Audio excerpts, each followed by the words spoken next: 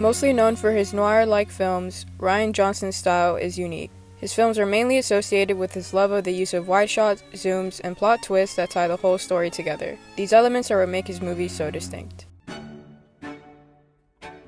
Whether it be to allow us to get a better picture of the setting for a scene, or to emphasize a character's death or demise, Rian Johnson heavily uses wide shots. Some of the most memorable shots from Star Wars: The Last Jedi are the wide shots showing the entire settings for the fights. More specifically, the Red Room where Kylo Ren and Rey fight against the Praetorian Guards, and towards the end of the film in the final battle on the planet Crate.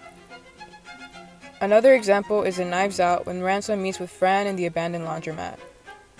They're both framed in wide shots, which not only shows how vulnerable Fran is in the moment being alone in the abandoned location with Ransom, but it also emphasizes their power dynamic with the use of the camera movement, leading to the next point of his use of zooms and tracking shots. Rian Johnson usually uses these to intensify a moment or something that's about to happen. In this case, from the first moment we see Fran on screen, the camera begins to push in on her, not only to see it from the perspective of Ransom walking into the room and getting closer, but to show how much power he has over her. As the shot gets tighter, he gets closer to kill her. However, when we first see Ransom, the camera is static until he started to walk a bit, and as he moves closer, the camera tracks backwards, emphasizing the power he has in the moment. Also, when he attacks her, it zooms in on her face as he covers her mouth and nose in chloroform, intensifying the attack.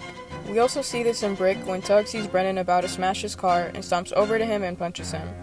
When he goes to attack Brendan, the use of a dolly zoom makes the punch and overall moment become easier. Similar with Brick, like I mentioned, there's the plot twist of, oh, it was actually the femme fatale the whole time, but the real plot twist for me is what she tells him at the very end that completely shifts your emotional perspective.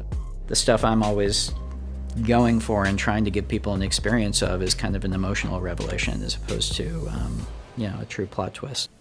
The plot twists in any of his movies end up being mind-boggling rather than cheesy or easy to figure out. Like how he mentions himself when Brendan confronts Laura, and when we find out that she was the one that had set everything up so Emily would be killed, was an incredible reveal. But the final thing she tells him at the end, revealing that Emily was 3 months pregnant, making it his child, but that she didn't want to keep the baby because she said she didn't love the father, was even more astonishing. In The Last Jedi, we're originally told that Kylo Ren, originally Ben Solo, attacked Luke Skywalker and that was why Luke had fought back. But we later find out that Luke had lied and that what had actually happened was that he almost attacked Ben because he had believed that Snoke had taken over him already and that it was too late for him to turn back and become a true Jedi, leading to Ben attacking him and turning into Kylo and leaving behind his family. The reveal in Knives Out explaining that Ransom had intricately put together the whole scheme to frame Marta as a killer by switching Harlan's medicine was shocking. Not just because of the reveal that it was him behind everything, but because of how every little thing had tied together, such as Fran trying to say that he was the one that killed her, but Marta was confused by her referring to Ransom as Hugh and making her think that Fran was trying to blame her by saying, "You did this."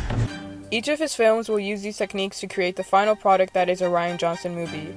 Although there are some other patterns within his films that add on to his style, the way he frames his shots and writes his endings will always be his main identifiers.